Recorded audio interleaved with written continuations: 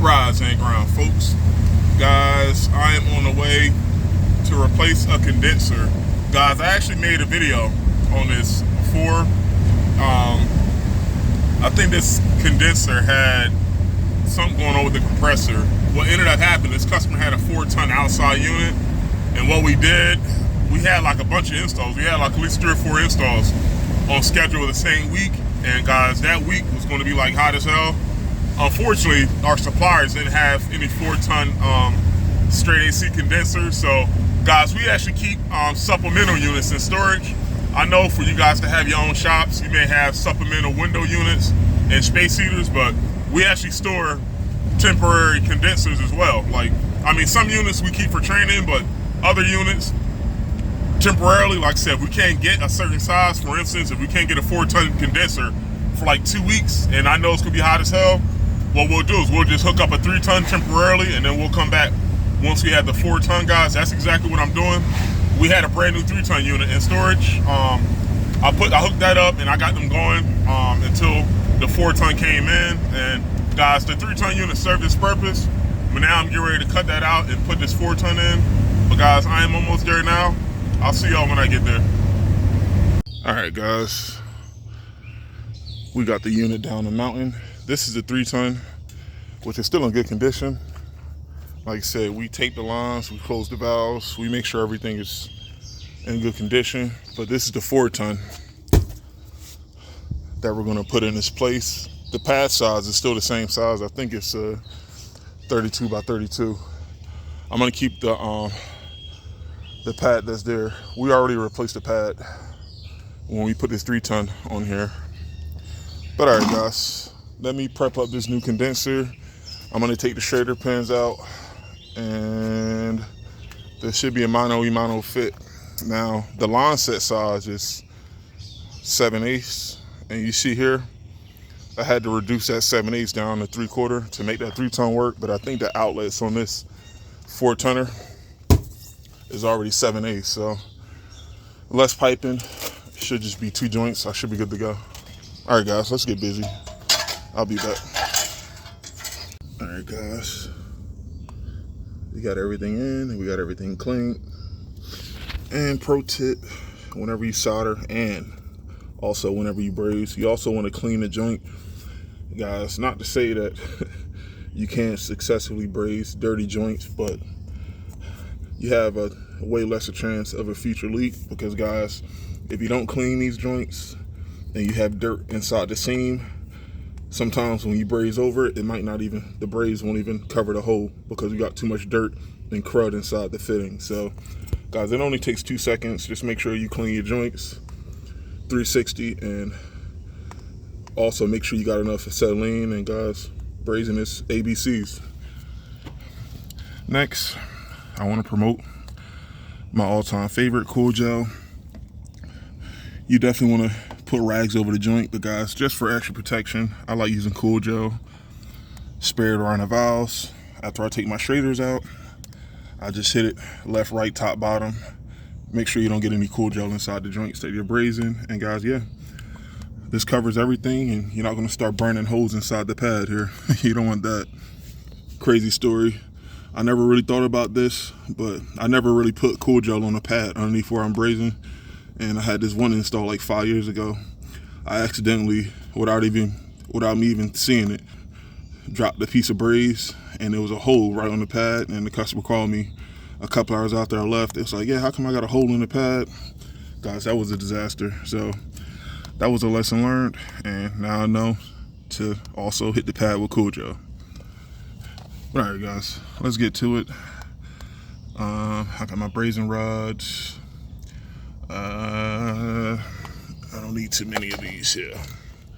I try not to use a full length if I can get by with a couple of smaller ones. That's good enough for me. So I'm gonna try to use up all the smaller ones I have before I get rid of the large brazing rods I have left. All right, guys, let's get to it. Let me set up. I'll be right back. All right, guys, I got everything done without using the other rod. Now what I'm gonna do is cool down the joint, and You know what it's time for, especially with that 7/8 line. I'm gonna hit this with the inspection mirror. All right, guys, let me cool the joint down. I'll be right back. All right, guys, here's why these inspection mirrors are worth their weight in gold. My arch-nemesis, and I can tell you guys from personal experience, my arch-nemesis is the backside of these 7/8 lines.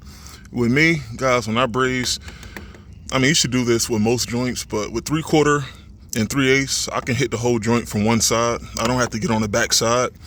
Like, I can be on this side here and I can go all the way around. But guys, 7/8, I never get that lucky. I always have to go top to right side, straight to the bottom, and I have to go on the other side to hit it. Now back to why this inspection mirror is important.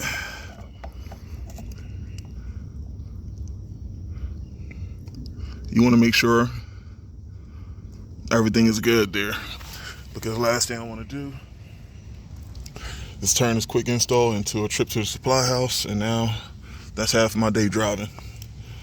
But all right, guys, let's put the shader pins back in and let's get busy. I'll be right back. Let me get my vacuum pump.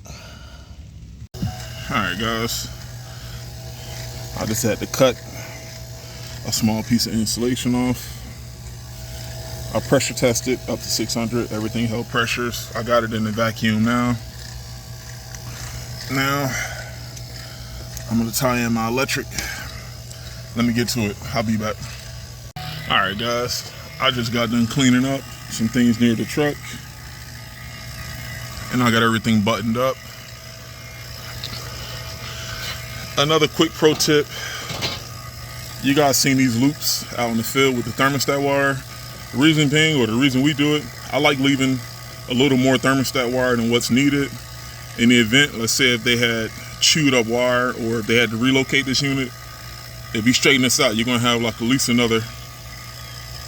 maybe another foot of wire. So like I said, the more the merrier, and it looks good. You curl it up, now you don't have any overhang.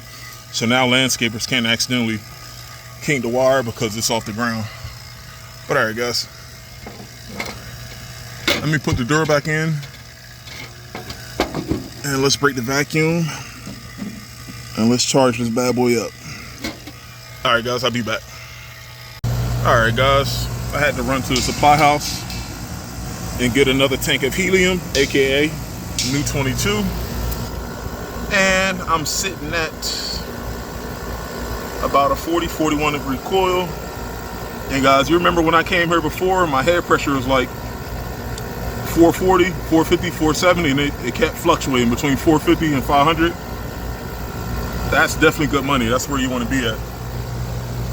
And this is a 4-tonner.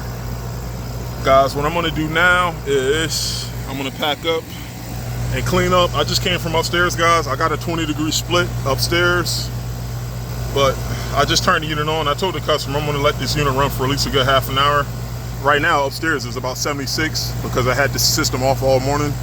But what I'm going to do is I'm going to have this unit run for about 30 minutes while I clean up.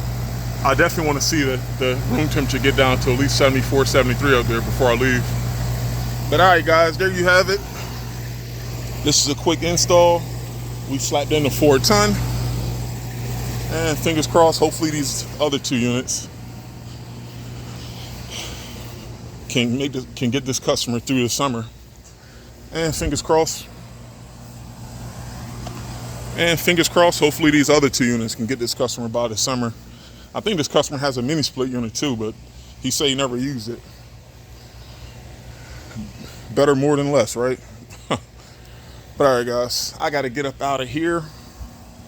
I am going to pack up and roll to the next one. I will see you guys on the next one. Peace.